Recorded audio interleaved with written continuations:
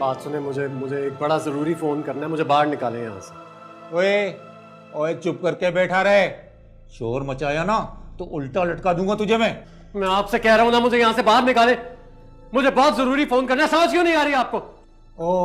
ओ देख, इस वक्त हमें इजाजत नहीं है, और जो होगा ना सुबह होगा।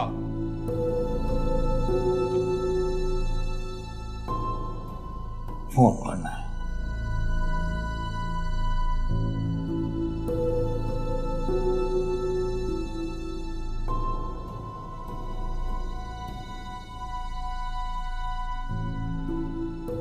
जी बैठो।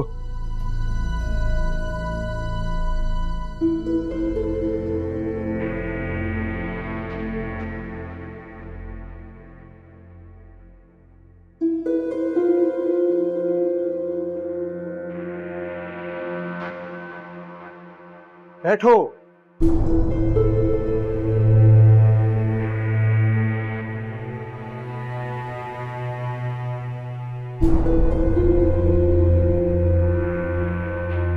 और सुनो, आज के बाद अपना मैका भूल जाओ। जिस तरह तुम्हारे भाई के करतूतों को भुलाकर हम तुम्हें अपने साथ रख रहे हैं ना, तो तुम्हें भी इस घर के उसूलों के मुताबिक यहाँ रहना होगा। आई समझ? जी।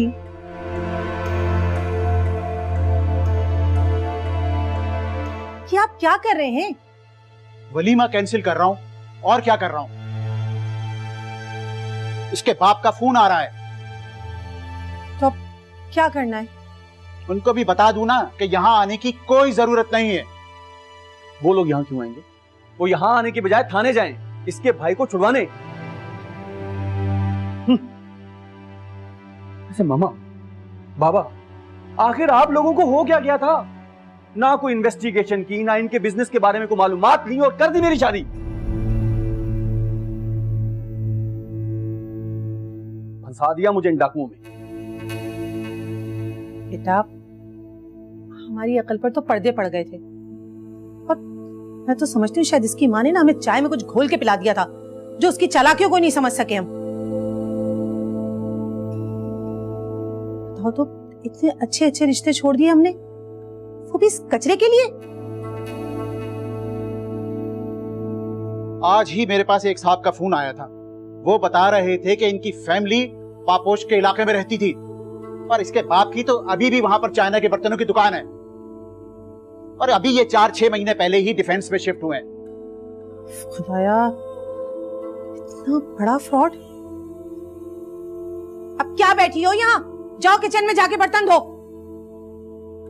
इस घर में रहना है ना, तो अब यही सब काम करने होंगे। उठो यहां से।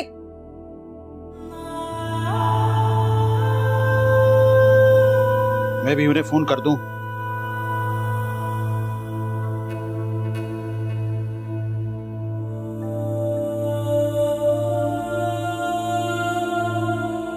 आप क्यों बार बार फोन कर रहे हैं? यहां आने की कोई जरूरत नहीं है आपको, और कोई वलीमा वगैरह नहीं हो रहा। अपनी बेटी को भी आप भूल ही जाएं, और अगर आपको बहुत ज्यादा बेटी से मोहब्बत है और याद आती है तो फिर आकर इसे ले जाएं, लेकिन इसके साथ साथ तलाकनामा भी साथ होगा। अगर मंजूर है तो आ जाओ।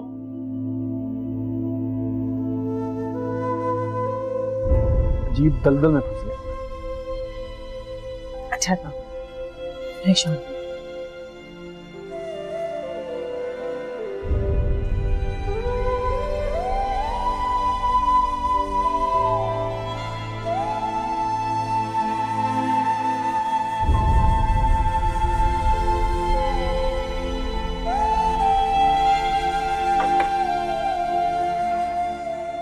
खालो, आपने कल रात से कुछ नहीं खाया है, प्लीज कुछ खा लें। खाला, बोलिए ना इन्हें। देखिए, कुछ तो बताएं, सजीला के ससुराल वालों ने क्या कहा है? समझोगे, अगर मैं सामने होता तो मुझे जूता दे मारते। सजीला को बसाना है तो भूल जाओ उसे। खालू, उन लोगों ने मना कर दिया? हाँ, ये भी कहा है कि कोई यहां से ना जाए। वरना सजीला यहाँ आएगी। क्या? इतने जालिम वो लोग कैसे हो सकते हैं? इतना बड़ा जुल्म वो कैसे कर सकते हैं? जुल्म क्यों नहीं हो सकता? जब तुम किसी की बेटी पर जुल्म करती थी तो तुम्हारी बेटी पर भी जुल्म हो सकता है। मना किया था, समझाया था, मगर तुम्हें मेरी बातों की समझ नहीं आई। देख लो, तुम्हारा किया खमियाजा बेटी को भुगतना पड़ेगा, सजीला को भुगतना पड़ेगा।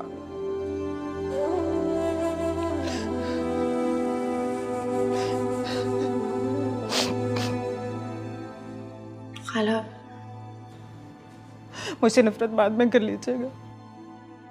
खुदा के वास्ते मेरे बच्चों के लिए कुछ कर ले। खाला बस करो, ये तरस नहीं आ रहा है तुम पर, नफरत है तुम्हारे रोने से। मेरे परवेज को जेल से छुड़वा के ले आए। देखिए वो घर आएगा तो पता चलेगा ना उसका कसूर है भी या नहीं, या उसे किसी ने फंसाया। आप क्या क्या हाथ बांधते? क्या करूं, क्या करूं, बोलो। खुदा के वास्ते मेरे बच्चे की जमानत करवा के उसे वापस ले आए। खुदा के वास्ते मेरे बच्चे को घर वापस ले आए। खाला, करता हूं।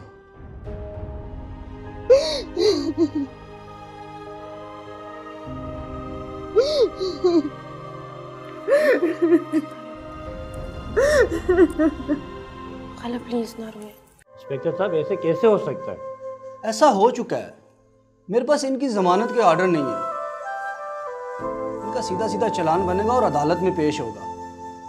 फिर बड़ी लंबी सजा हो सकती है उसको।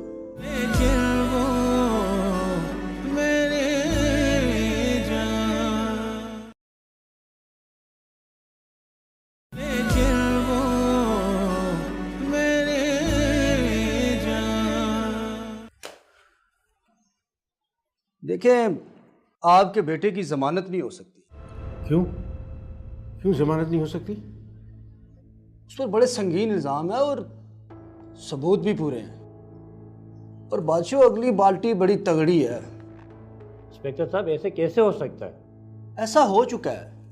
मेरे पास इनकी जमानत के ऑर्डर नहीं है।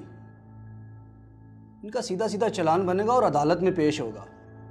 तो फिर बड़ी लंबी सजा हो सकती है उसको, कम से कम 5 से 8 साल। 5 से 8 साल की सजा? इससे ज्यादा भी हो सकती है अगर। अरे आइए आइए गफ्फार साहब, कैसे आप? अरे गफ्फार, तुम, शुक्र है तुम आ गए। क्या हाल है नसीर भाई? क्या हाल बताऊं गफ्फार, कल बेटी की शादी थी, पुलिस परवेज को उठा के ले आई है। न जाने क्या गलत फहमी हुई है इन लोगों को। तुम कुछ करो गफ्फार, ये लोग तो जमानत भी नहीं कर रहे। कैसे हो सकती है जमानत उसकी? क्या क्या मतलब? तुम्हारा बेटा हेरोइन की स्मगलिंग में मुलव्वस है। क्या कुछ नहीं किया मैंने उसके लिए, मगर उसने मेरी पीठ में छुरा घोंपा। ये लड़का रिहा नहीं होना चाहिए। सवाल ही नहीं पैदा होता सर।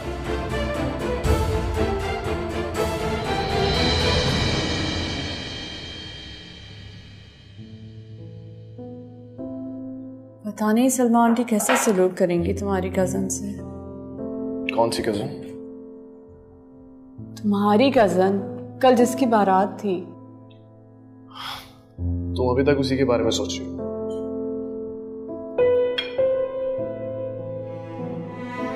पता नहीं उसका भाई थाने से रिहा हुआ भी या नहीं। अच्छे लोग लग रहे थे। छोड़ो यार, तुम ऐसी ही टेंशन ले रही हो। मैं ऐसी हूँ, मुझसे किसी की परेशानी नहीं देखी जाती। और मुझसे अपनी बीवी की तकलीफ नहीं देखी जाती। मैं तुम्हें कभी भी किसी तकलीफ में नहीं देखना चाहता। अगर देखना चाहता हूं तो हर फिक्र, हर परेशानी से आजाद। अच्छा, इतना ख्याल है मेरा? ऑफ कोर्स, एक ही तो बीवी हो तुम मेरी। मुझसे पहले भी तो आपकी बीवी थी। उसका भी इतना ख्याल रखते थे। कमाल है, भूल गए। मुझसे शादी करने से पहले भी तो आपने शादी की थी ना। निकाह था सिर्फ। असल चीज निकाह ही होती है। तुम उस लड़की से बहुत मोहब्बत करते थे ना।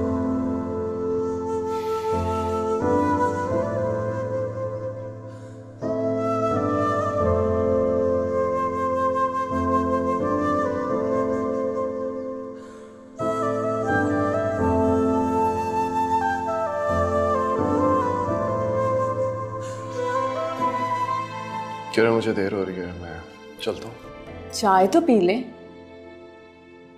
मैं तुम्हारी मम्मी के ऑफिस में एक एम्प्लॉय हूँ, मालिक नहीं हूँ।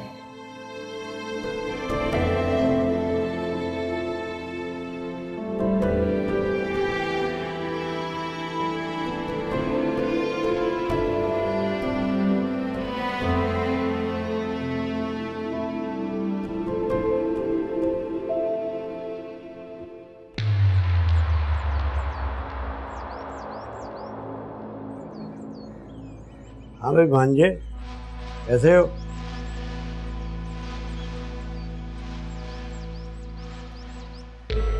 एक बार मुझे यहाँ से बाहर तो निकलने दो, देख लूंगा तुझे। तमीज से बात करो परवेज।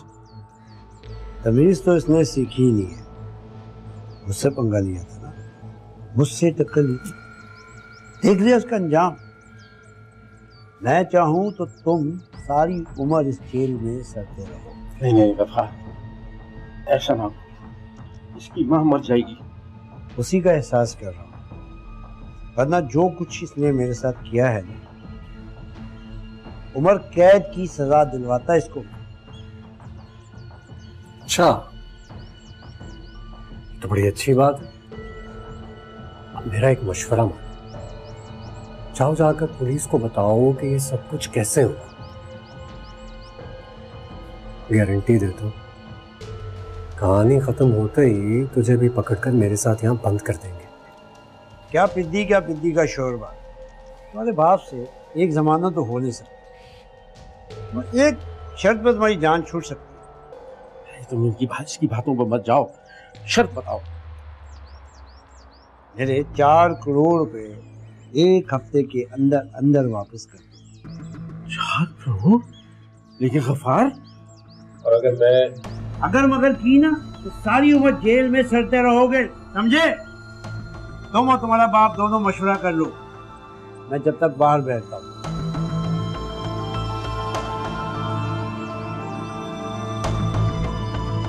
क्या किया है तुमने? क्या करते रहो तुम इसके साथ जो ऐसे कर रहा है? बोलो, बताओ। घर वाले तमाशे यहाँ हवालात में करने की जरूरत नहीं। फिलहाल मुझे यहाँ से बाहर निकाले, मैं यहाँ नहीं रुक सकता। मेरी बात नहीं मान रहा इंस्पेक्टर। न जाने तुम क्या करते रहे हो गफ्फार के साथ मिलकर। तुमने क्या समझा था कि तुम गफ्फार से आगे निकल जाओगे, हैं? उसके मुलाजिम से मालिक बन जाओगे?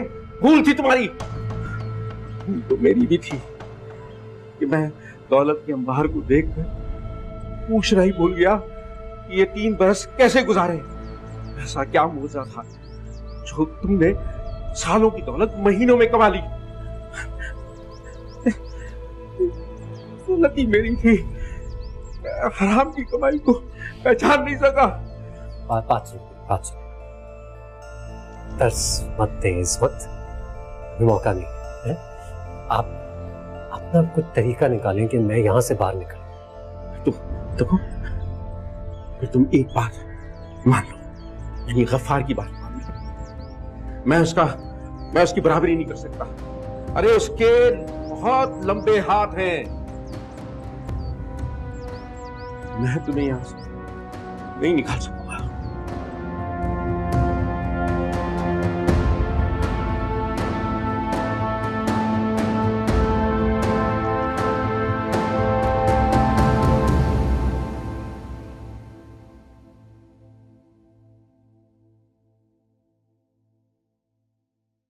अस्सलाम वालेकुम।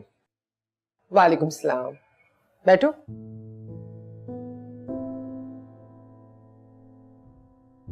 कैसे हो? ठीक हूँ। किरण कैसी है? किरण भी बिल्कुल ठीक है। मेडिसिन तो वो टाइम पे ले दिए ना? जी मेडिसिन टाइम पे ही ले रही है। उसका बहुत ख्याल रखना, उसकी तबीयत बहुत हसास है, छोटी छोटी सी चीजें अपने दिल पे ले लेती है। आंटी आप फिक्र मत कीजिए, किरण अब मेरी जिम्मेदारी है। इसीलिए तो मैं मुतमईन हूँ जब से तुम्हारी शादी हुई है किरण से। अच्छा मुझे बताओ, वो आजिम साहब डेनमार्क से आ गए हैं, मेरा ख्याल है तुम उनसे मिल लो और फैक्ट्री का भी जाके विजिट कर लो। ठीक है। और हाँ, ये मैंने टिकट्स लिए, तुम और किरण कल जाके फिल्म देख लो। आंटी मैं खुद ले जाऊंगा उससे। मैंने ले लिए है ना, मुझे अच्छा लगेगा। तुम्हारी यही खुददारी तो मुझे अच्छी लगती है। जैसा आपको बेहतर लगे। खुदा का लाख लाख शुक्र है बेटा, तू खैरियत से वापस आ गया। पुलिस वालों ने तुम्हें मारा तो नहीं ना? कुछ नहीं कहा मुझे किसी ने। गफ्फार भाई, किस मुंह से तुम्हारा शुक्रिया अदा करूं? तुमने तो वाकई मामू होने का हक अदा कर दिया। बस कर दे अम्मा, ऐसा कुछ नहीं। तो अभी बोल क्या चाहता है? क्या हो गया तुम्हें? मामू से तुम किस लहजे में बात कर रहे हो? साहिदा अंदर जाओ। मुझे कोई बताए तो सही, हुआ क्या? तुम अंदर जाओ।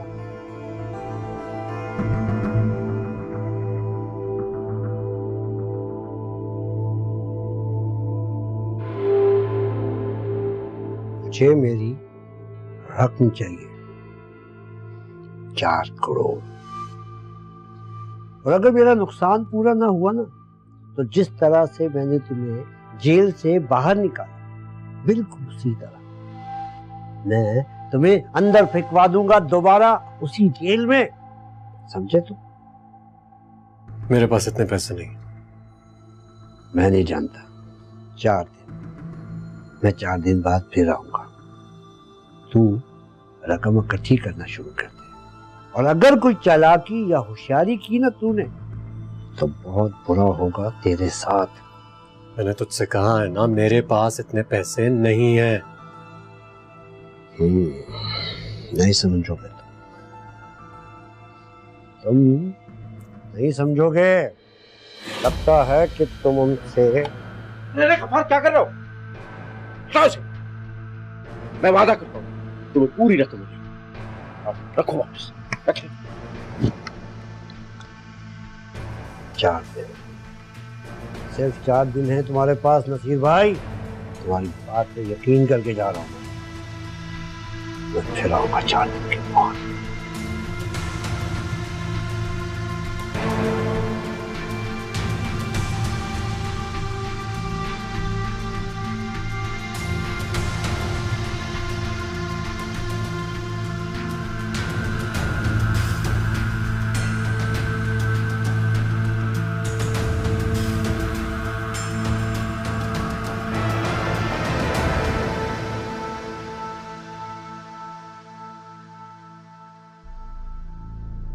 तो ये था तुम्हारा बिजनेस, कारोबार, जिसके नतीजे में तुमने रातों रात महल खड़ा कर दिया। आखिर हुआ क्या है? अरे वो तुम्हारा बदमाश भाई दुबई में हीरोइन का कारोबार करता था, और उस कारोबार में परवेज को भी हिस्सेदार बनाया था। या अल्लाह! मैं तो उस दिन को कोस रहा हूं जिस दिन मैंने उस पर एतबार किया। ये मेरी अंदर की लालच थी गालिबन, जिसने मुझे एतबार करवाया। तो कौन सा कारोबार है जिसमें इंसान महीनों में करोड़ों में खेलता है? अब बोल क्यों नहीं रहा? चुप करके क्यों बैठा हुआ है? जवाब दे। अरे ये क्या बोलेगा? गफ्फार ने अपनी रकम वापस मांग ली है जो इसने कारोबार से कमाई थी। कुछ नहीं दूंगा वापस उसे। जान से मार देंगे मुझे। या अल्लाह! और अगर जान से नहीं मारा ना, तो सारी उम्र जेल में सड़ोगे तुम। नहीं नहीं, खुदा के लिए तो सब वापस कर दे, हमें कुछ नहीं चाहिए। मैं कह रहा हूं ना आपसे, कुछ नहीं दूंगा वापस। 1 रुपया नहीं दूंगा, कुछ वापस नहीं करूंगा। देख लूंगा इन सब। ठीक तो कह रहे हैं खाली, इज्जत तो जा चुकी है, अब कम से कम अपनी जान तो बचा लो। तुम अपनी बकवास बंद करो, अपने काम से काम करो। बकवास बंद करो, तुम बकवास बंद करो, और जो कुछ हराम की कमाई से कमाया है ना वो वापस करो। मुझे लगता है आप सब लोगों का दिमाग खराब हो गया।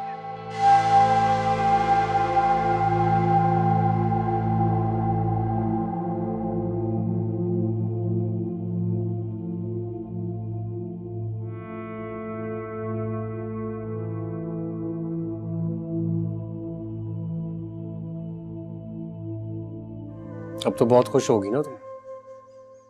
क्यों खुश होंगी मैं? मेरी जिल्लत पर, मेरी बर्बादी पर, और किस चीज पर? परवेज, तुमने मुझे कभी अपनी बीवी नहीं माना, लेकिन मैं तुम्हें अपना शौहर मानती हूँ और उसी हैसियत से इस घर में रह रही हूँ।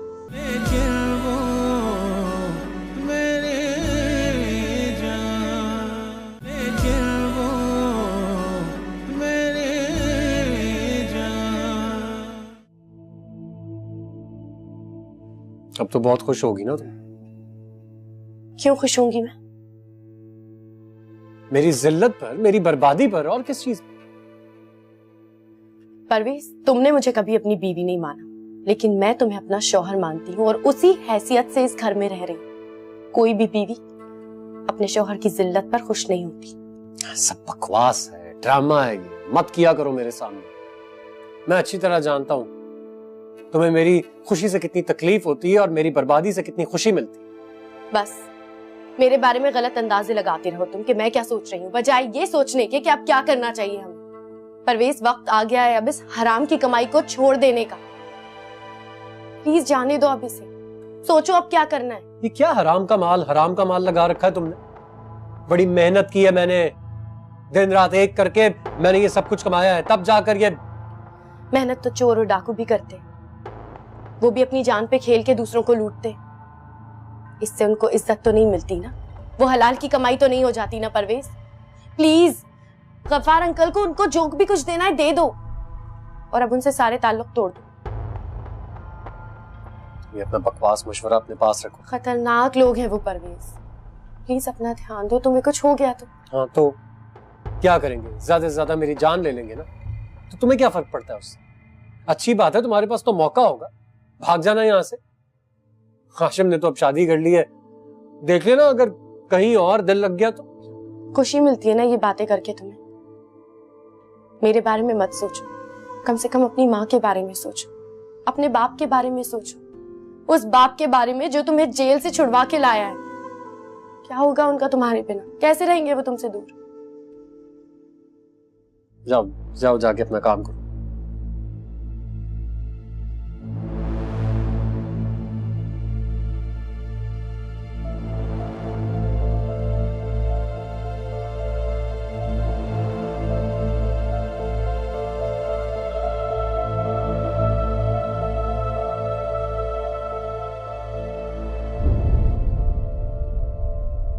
हाशिम, तुम मुझे कितना चाहते हो? मेरा मतलब है कितनी मोहब्बत करते हो? ये कैसा सवाल है? तुम मेरी बीवी हो और हर शौहर अपनी बीवी से मोहब्बत करता है। नहीं, ये जरूरी नहीं है।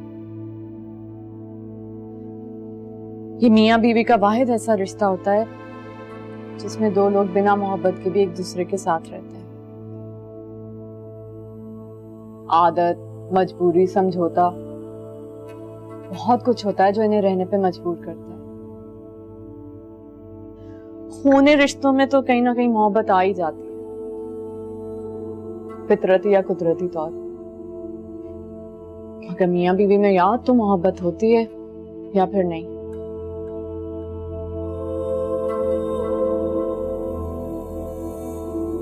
हमारे दरमियान क्या है? मोहब्बत, समझौता, मजबूरी या फिर? हमारे दरमियान सिर्फ मोहब्बत है, कोई मजबूरी, कोई समझौता, ऐसी कोई भी चीज नहीं है। सच कह रहे हो? तुम्हें मुझ पे यकीन नहीं है, मगर मगर क्या? जिन्हें खुद पे यकीन नहीं होता ना, उन्हें दूसरों पर भी यकीन मुश्किल से ही आता है। तो तुम खुद पर यकीन रखो और मुझ पर भी। तुम अपनी पहली बीवी को भी इतना ही चाहते थे? ये उसका जिक्र कहां से आ गया बीच में? बस यूं ही। तुमने कहा था ना तुम उसे बहुत चाहते हो, याद करते हो। क्या अब भी उसे चाहते हो, मोहब्बत करते हो? मोहब्बत करना और याद करना ये इंसान के इख्तियार में नहीं होता। ये तो एक कुदरती आफत की तरह नाजिल होती है और दिल का हाल बर्बाद करके रख देती है।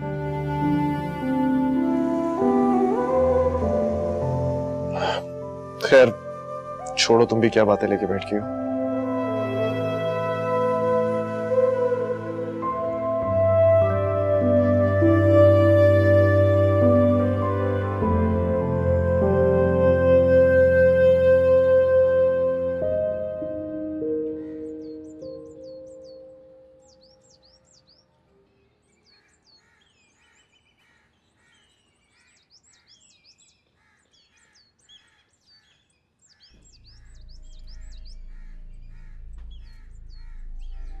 हाशिम तो तुम्हारा ख्याल रखता है ना? जी रखता है, मगर कभी कभी लगता है कि क्या? नहीं, कुछ नहीं मम्मी। क्या क्या मतलब? किरण, तुमने तो मुझे परेशान कर दिया है। क्या वो तुम्हारी केयर नहीं करता, तुम्हारा ख्याल नहीं रखता? मैंने तुम्हें उसके हवाले इसलिए तो नहीं किया था ना कि वो क्या है? He's my husband। कोई गुलाम या बॉडीगार्ड नहीं है जिसे आपने मेरे ख्याल रखने के लिए खरीदा। खरीदा ही तो है। मेरा मतलब है तुम्हारा हस्बैंड है, उसका फर्ज बनता है तुम्हारा ख्याल रखना। रखता है मम्मी। अच्छा मुझे बताओ, तुम जावेद साहब के बेटे की शादी में गई थी? सुना वहां बहुत गड़बड़ हो गई थी, पुलिस आ गई थी। जी ऐसा ही हुआ था, मगर आपको कैसे पता? सारे बिजनेस सर्कल में ये बात आम है कि जावेद साहब ने अपने बेटे की शादी नंबर 2 फैमिली में की है। नहीं मम्मी, ऐसी कोई बात नहीं है। मुझे लगता है परवेज भाई को किसी गलतफहमी के तौर पे ले गए थे।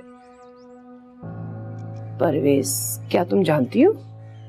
दुल्हन का भाई, उन्हीं के पीछे तो पुलिस आई थी वहां पे। अच्छा, वो कौन है? जी हाशिम के रिश्तेदार हैं।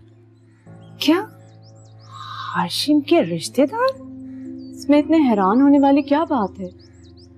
चंद दिन पहले ही मेरी और हाशिम की परवेज भाई और उनकी बीवी से मुलाकात हुई। अच्छे इंसान है। मुझे लगता है ये सब दुश्मनी में हुआ है। ठीक है, मैं हाशिम से सारी मालूमात लेती हूँ। आखिर बात क्या है? नहीं मम्मी, आप हाशिम से मत पूछिएगा, नाराज हो जाएंगे। क्यों नाराज होगा वो? वो दरअसल परवेज को पसंद नहीं करते। इनफैक्ट जब परवेज भाई ने शादी के लिए इनवाइट किया तो हाशिम ने जाने से मना कर दिया। हम तो जावेद अंकल के बेटे की शादी समझ के गए थे। लेकिन मुझे सारी मालूमात होनी चाहिए ना, पता होना चाहिए कि आखिर ये मामला क्या है। जहां पर पुलिस जाती है वहां कोई ना कोई तो गड़बड़ होगी ना। और वैसे भी मैं समझती हूँ कि हमें हाशिम के बारे में सारी मालूमात करवा लेनी चाहिए थी। क्या हो गया है मम्मी? मैंने आपको ये सब इसलिए नहीं बताया कि आप हाशिम पर ही शक करने लग जाए। अरे नहीं नहीं बेटा, मेरा कहने का ये मतलब हरगिज नहीं था। तुम रिलैक्स हो जाओ, ऐसी कोई बात नहीं है। अच्छा चलो बैठो।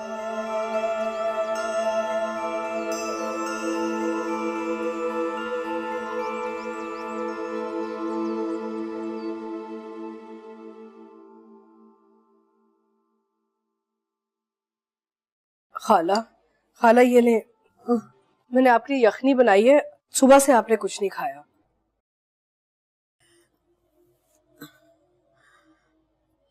मेरा जी नहीं चाह रहा पीने को, तुम क्यों बना के लाई हो? आपका जी चाहे ना चाहे आपको यखनी पीनी पड़ेगी। आपदा, कितना ख्याल रखने लग गई है तू मेरा।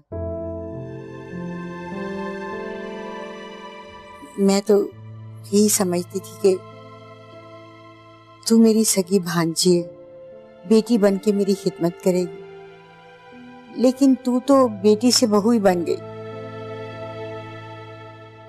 और फिर मैं भी खाला से सास बन के रह गई। तेरी भी कोई गलती नहीं है। ये जो बड़े होते हैं ना, इनका जी नहीं चाहता कि ये छोटों के आगे झुके। उनको पसंद होता है कि छोटे गलती ना होने के बावजूद भी उसे तस्लीम कर ले। अगर तू जरा सा ख्याल रखती मेरा ना, तो मैं तेरी सारी गलतियां दरगुजर कर देती और माँ बनकर तुझे इतना प्यार देती जिसकी कोई हद। अरे खाला, उस वक्त तो मुझे कुछ नहीं पता था ना, कैसे झुकती। मैं तो बस समझती थी कि मैं ही सही हूँ और आप खामखा कीड़े निकालती रहती हैं मेरी बातों पे। अब एहसास होता है कि मैं कितनी बदतमीज थी। बस आप मुझे माफ कर दें खाला। नहीं आप तो, जब तुम्हें एहसास हो गया अपनी गलती का, तो अब माफी मत मांगो। जिसका हाल संवर गया, फिर उसके माजी से कोई सरोकार नहीं रखा जाता। अच्छा तुम मुझे ये बताओ कि हादिया का फोन आया कि नहीं आया? नहीं, फोन नहीं आया। क्यों नहीं आया फोन उसका? उसको फोन करो, उसे बताओ कि वो रहने के लिए आ जाए। सजीला की शादी के बाद उसे हमारे पास रहने के लिए आना था ना। याद है तुम्हें कि परवेज ने भी वादा किया था। जानती हूँ, मैं परवेज को वादा याद दिलाऊंगी। आप यखनी तो पिए, आ जाए। मेरी बच्ची को जब तकलीफ होती है ना, तो लगता है जैसे मेरी बदजुबानी की सजा मिल रही है उसे। कैसे ना बदलती मैं अपने आप को।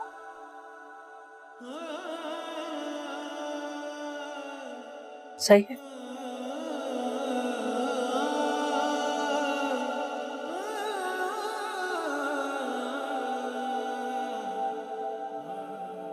चार दिन गुजर गए, क्या सोचा तुमने? क्या सोच रहे हो? कुछ तो बोलो। सोच रहा हूँ एक दफा गफ्फार से जाके बात तो करूं। कोई फायदा नहीं। एक प्रॉपर्टी डीलर ने बताया है कि ये मकान 3-3.5 करोड़ में बिक सकता है, सामान समेत। अब्बा, हमारा क्या होगा? हम कहाँ जाएंगे? पुराने मोहल्ले में एक मकान किराए पे ले लेंगे। इतनी जल्दी फैसला करने की किसी को कोई जरूरत नहीं। मैं कह रहा हूँ कि मैं जाकर गफ्फार से बात करता हूँ, फिर देखते हैं। मुझे ये समझ में नहीं आता कि आखिर क्या जरूरत है इस गंद में पड़ने की, इस हराम की कमाई की और उससे लिए हुए इस घर की। सच कह रही है ये हादिया।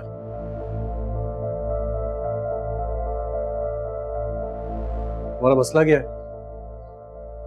पागल हो? दिमाग नहीं चलता तुम्हारा? तुम्हारा मामला ही नहीं है, फिर मामी क्यों बन रही हो?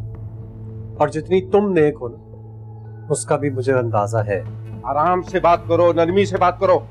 आराम से बात करूंगा, तमीज से भी बात करूंगा आप सबसे। एक बार जरा वापस आ लेते। मुझे बता, तुझे तकलीफ क्या है? बता दे, बस बता दे, तकलीफ क्या है? पिछल पैरी हर वक्त मेरे बेटे के पीछे पड़ी रहती है। क्यों उसकी जान की दुश्मन बनी हुई है तू? जलती है ये हमारी खुशियों से और तरक्की से अम्मा, जलती है ये। खाला, मैं परवेज की दुश्मन तो नहीं हूं। मैं चाहती हूँ कि जितनी जल्दी हो सके वो इस दलदल से बाहर निकल जाए। और राफिया, गलत कामों से खुशी और तरक्की नहीं मिलती है, सिर्फ जिल्लत मिलती है, जो मुसलसल हम झेल रहे हैं इस वक्त। मुझे तुम्हारे मुंह नहीं लगना। मुझे बहुत मजा आता है तुम्हारे मुंह लगने में। ये है तुम्हारी तरबियत? बेटा गलत काम में पड़ गया है और बेटी को बात करने की तमीज नहीं है। जी बाकी तो सब तमीजदार हैं, बहुत अच्छा बोलते हैं, पर तमीज तो मैं हूँ, बर्बादियों की जिम्मेदार तो मैं हूँ। जो सब कुछ हो रहा है मेरी वजह से हो रहा है, मुझ में कीड़े पड़े हुए हैं, बाकी सब अच्छे हैं। बुरी मैं जाके बहन को फोन कर, पता कर उसका कैसी है वो।